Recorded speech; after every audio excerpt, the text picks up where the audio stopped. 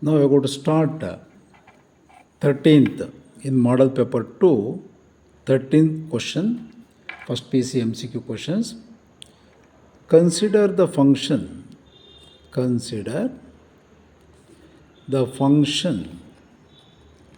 carefully observe ಮಾಡಿ. Consider the function f of x is equal to, in flower bracket, 1 if x less than or equal to 0. f of x is equal to 1 if x less than or equal to 0. 2 if x strictly greater than 0. Then f of x is equal to 2 if x greater than 0. Then left hand limit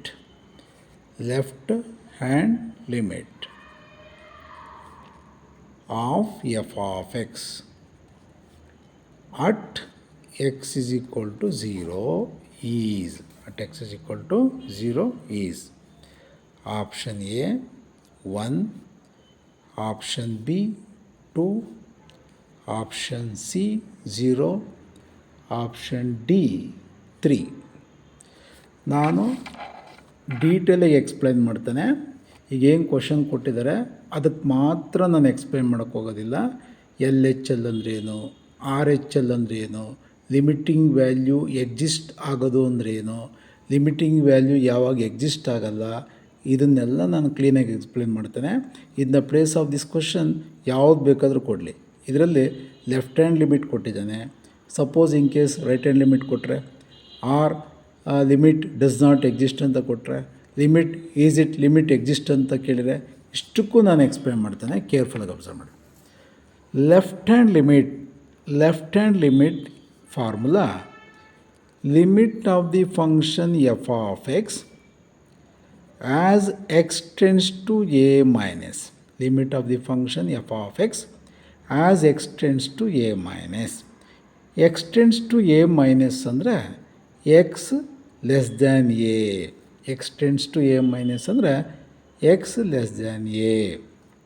that is equal to limit of the function f of x tends to A. A value ಏನು ಕೊಟ್ಟಿದ್ದಾರೆ ಇಲ್ಲಿ? 0 minus x tends to 0 minus ಅಂದರೆ x less than 0. X less than 0ಗೆ ಏನು value ಕೊಟ್ಟಿದ್ದಾರೆ? 1. In the place of f of x 1 ಬರೆದಿದ್ದಾನೆ. That is equal to limit of any constant in the place of 1, 0, -1, 1/2 ಯಾವುದೇ ಕೊಡಲಿ, independent of x is called constant. Limit of every constant at x tends to 0 minus ಆಗಿರಲಿ, 0 plus ಆಗಿರಲಿ, ಏನೇ ಆಗಿರಲಿ, ಅದ್ರ value 1. ಅದಕ್ಕೆ what is answer? ನಮ್ಮ ಕ್ವಶನ್ಗೆ ಆನ್ಸರು ಎಷ್ಟು ಬಂದಿದೆ? 1. Option a is the answer. Suppose ಅದೇ ಪ್ಲೇಸಲ್ಲಿ ರೈಟ್ ಹ್ಯಾಂಡ್ ಲಿಮಿಟಿಂಗ್ ವ್ಯಾಲ್ಯೂ ಅಂತ ಕೇಳಿದರೆ, right hand limit is equal to limit of the function f of x as x tends to a plus. That means what? X greater than a. X tends to a plus ಅಂದರೆ x greater than a. That is equal to limit x tends to a plus ಅಂದ್ರೇನು? X greater than a. X greater than ಎಗೆ ಏನು value ಕೊಟ್ಟಿದ್ದಾರೆ ನೋಡಿ? For x greater than a. X greater than a ಅಂದರೆ 0. A value 0. ಎಷ್ಟು ಕೊಟ್ಟಿದ್ದಾರೆ? 2. In the place of f of x, ಈ f of x ಪ್ಲೇಸಲ್ಲಿ 2 ಅವರೇ ಕೊಟ್ಟಿದ್ದಾರೆ. Again limit of every constant is equal to constant. ಇದೇ ಕ್ವಶನ್ಗೆ ಅವರು right hand limiting value of the function f of x at x tends to x is equal to 0 ಅಂತ ಕೇಳಿದರೆ ನಾವು answer 2 ಇಡಬೇಕಾಗಿತ್ತು.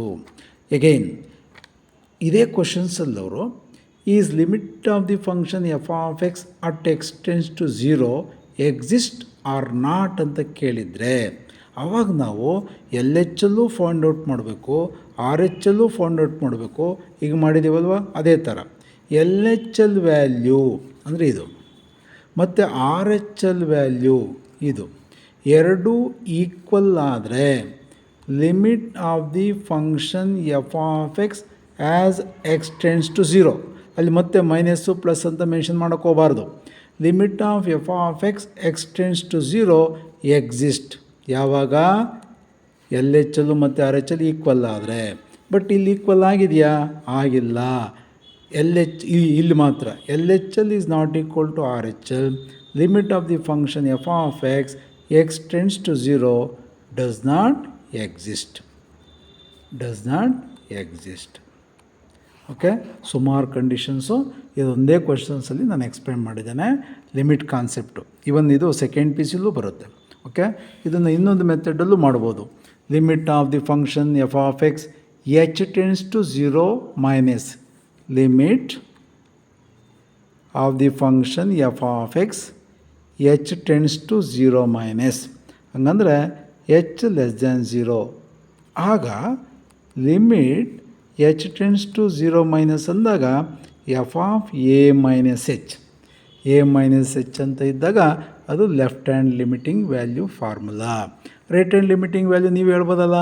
Limit of the function f of x h tends to zero plus ಅಂದಾಗ limit of f of a plus h tends to zero plus. Okay, ಆ formula ಹಾಕ್ಕೊಳ್ಬೇಕಾದ್ರೂ ಮಾಡ್ಬೋದು. Okay, very important concept. Even second P ಸಿನಲ್ಲೂ ಈ concept ಬರುತ್ತೆ. Continuous function ಅಂತ ಬರುತ್ತೆ second P ಸಿನಲ್ಲಿ.